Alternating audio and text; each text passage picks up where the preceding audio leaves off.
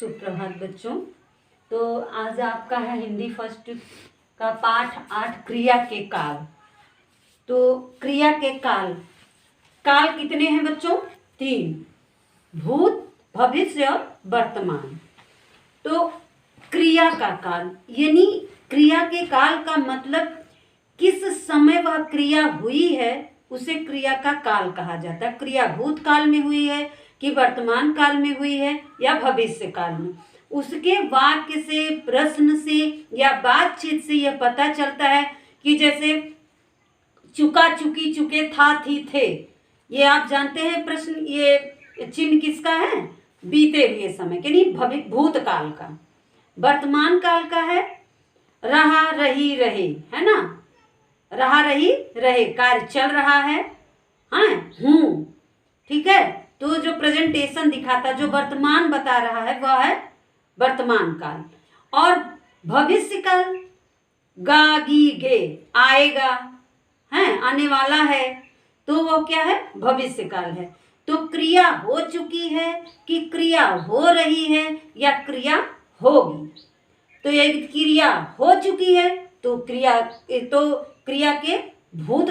का भूतकाल है, क्रिया हो रही है तो क्रिया का वर्तमान काल है, क्रिया होगी या होने वाली है तो वह क्रिया का भविष्य काल है। तो इसे बच्चों कहते हैं क्रिया का काल।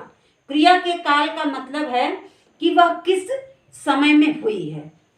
जिस कार्य से उसके समय के होने का पता चले उसे क्रिया का काल कहते हैं। वह जो है भूतकाल में हुई है, वर्तमान काल में हो रही है या भविष्य काल में होगी।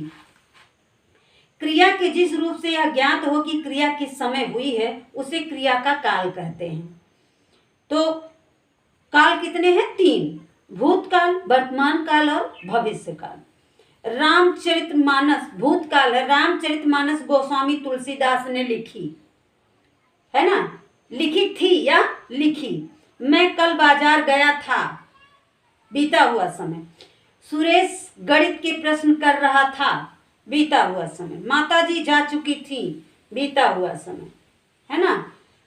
तो क्रिया के जिस रूप से यह ज्ञात हो कि कार्य बीते हुए समय में हुआ है उसे क्रिया का भूतकाल कहते हैं। बच्चों आपके पेज नंबर 108, 109 पर परिभाषा और जो है इसका उदाहरण दोनों दिया हुआ है। तो इसे आप अपनी किताब में इसी तरह से लिखेंगे और थोड़ा सा एग्जाम्पल देंगे कॉपी में। वर्तमान काल, मैं जा रहा हूँ, मैं पढ़ा रही हूँ, तुम पढ़ रहे हो, यह क्रिया का वर्तमान काल है यानी क्रिया हो रही है, जो चल रही है। क्रिया के जिस रूप से यह पता चले कि कार्य अभी चल रहे हैं, समय में हो रहा है, उसे वर्तमान काल कहते हैं, है ना। ध्यान रखें, जो काम हमेशा होता है वह वर्तमान काल कहलाता है। अभी जो हम आप कर रहे हैं वह वर्तमान काल है। रात को आकाश में चंद्रमा निकलता है, गर्मियों में सूर्य का ताप बहुत तेज होता है ना। तो वह जो है यह भविष्य काल। हम छुट्टियों में नैनीताल जाएंगे यानी जो कार्य आने वाले समय में होने वाला है उसे हम भविष्य काल कहते हैं।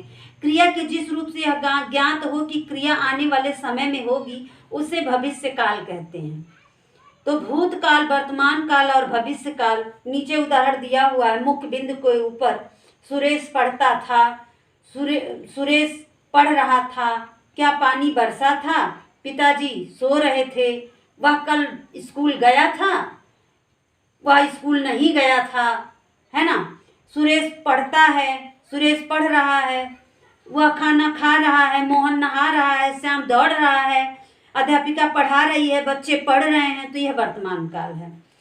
जो है कल विद्यालय बंद रहेगा, कल विद्यालय खुलेगा, कल से परीक्षा शुरू होगी, तो वह है ना आने वाला समय है यानी आने वाला काल कल है।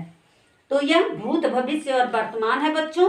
अब आपके पेज नंबर 9 में मुख्य बिंदु भी दिया हुआ है जिसे आप अपनी कॉपी में लिखेंगे। आपका अभ्यास कार्य है पेज नंबर 10 पे। निम्नलिखित वाक्यों में से क्रिया को रेखांकित कीजिए और रिक्त स्थानों में काल का नाम लिखिए। क्या मेरा प्रश्न गलत था? भूतकाल, बीते हुए समय में।